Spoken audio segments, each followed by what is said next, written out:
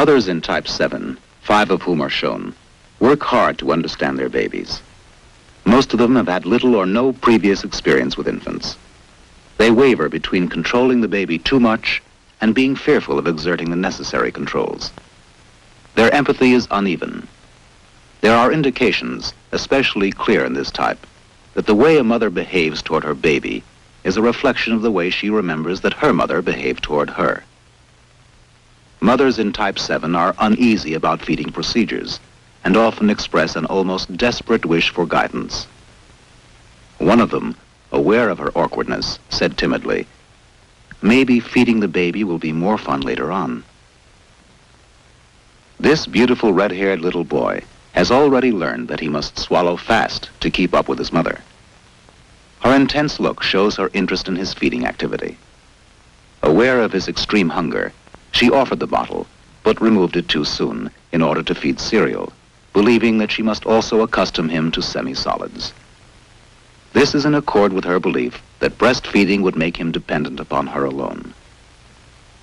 Although his eagerness for his bottle is apparent to her, she cannot let him complete one aspect of the feeding at a time, but switches from bottle to cereal to clean him or change his position. Her busyness seems to give her a feeling of competence at the expense of the baby's contentment. Now the baby seems more relaxed, but the mother does not. It is as if she regards being quiet a withdrawal from him. In response to his opening his mouth in search of the bottle, the mother comes to life. The baby gulps the milk in spite of his awkward position. Mothers in type 7 often describe their babies at 1 year of age as being alert, active, and sociable, but also restless and easily frustrated.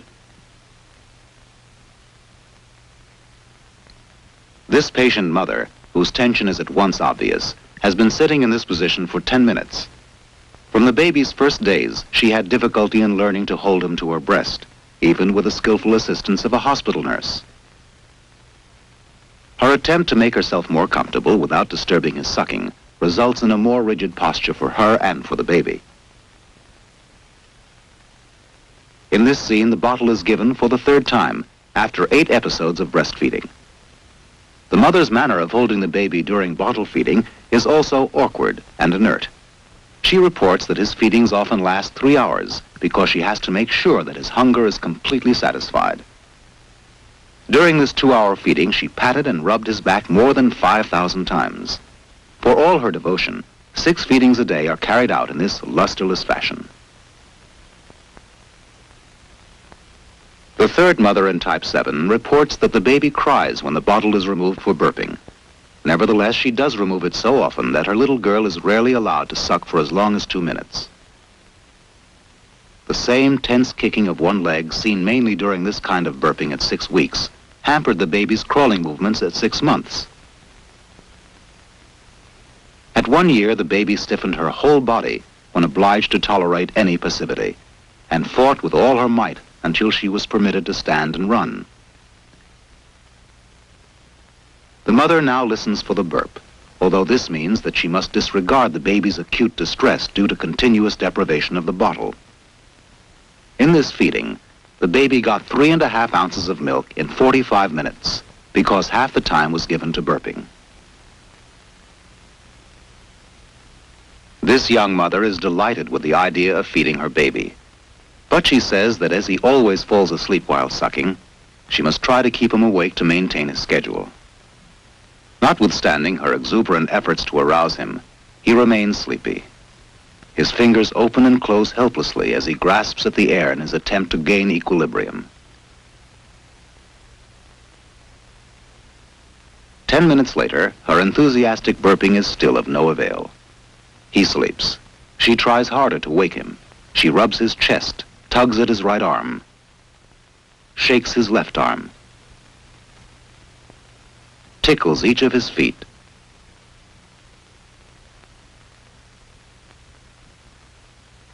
and rubs his entire back energetically.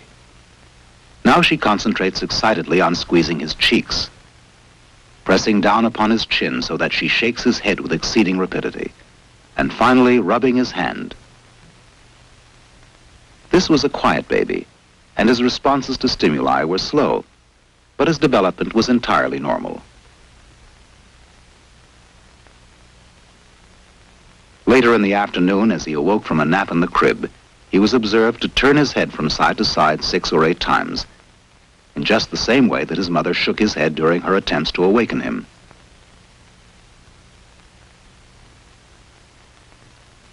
Eventually, she tries to rouse him by forcing the nipple into his mouth, and even by using it as an instrument to shake his head. This device also fails. But undaunted, she resorts to her former methods, which by now appear to have made him stuporous. Thus, this mother, instead of waking her baby by speaking softly or by altering his position, overwhelms him with more stimuli than he can manage. The baby's drowsiness during feeding may be partially explained by his having been habituated to falling asleep with the help of a pacifier, so that for him, a nipple has become a signal for going to sleep. At 1 year, this baby's gross motor development was a little advanced, but he was continuously active, impatient, and easily angered.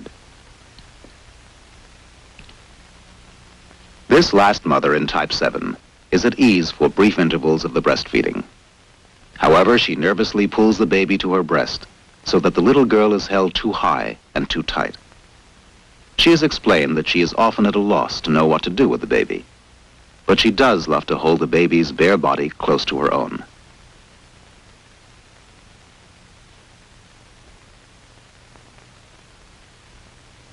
She interrupts the sucking to burp the baby, who is disturbed and startles. The jerky clutching and sudden releases of the baby's body punctuated the 30-minute feeding.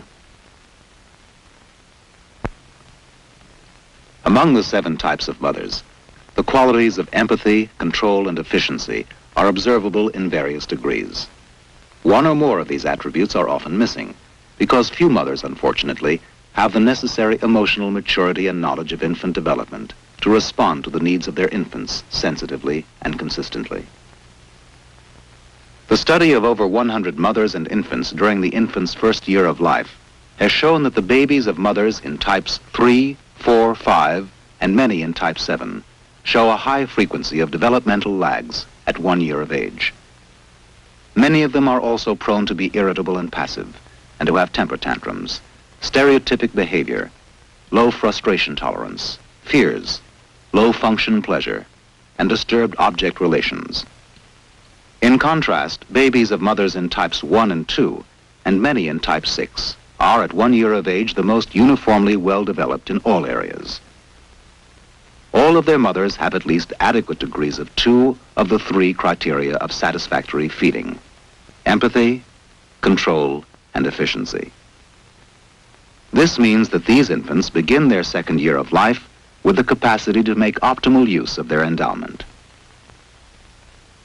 This is the last mother to be seen. She belongs to the 2nd type. She is empathic, adequately efficient, and dominating, though not unkindly. Here she engages her baby in her own style of burping, which, though enthusiastic, is brief, and appropriately enough, a minor aspect of the feeding. The remarkable leaps in the development of this little boy in less than a year provide a glimpse of the sturdy relationship between this mother and infant.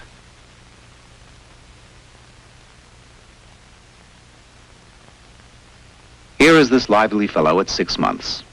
He is thoroughly alert and accepts semi-solids begrudgingly. The mother holds him securely on her lap and in no way constricts him. Such pleasant ease in close physical contact with babies of 6 months is not often seen. Although she follows him about with the spoon, she gives him the privilege of rejecting his fruit. She explains that his appetite for it at midday is often small, and she is ready to give him his bottle. This little boy can drink from his bottle by himself, but cannot quite manage to grasp the nipple because of his present position in her lap. Rather than place him in the crib summarily, the mother chooses to go on holding him and encourages his efforts by guiding the nipple to his mouth.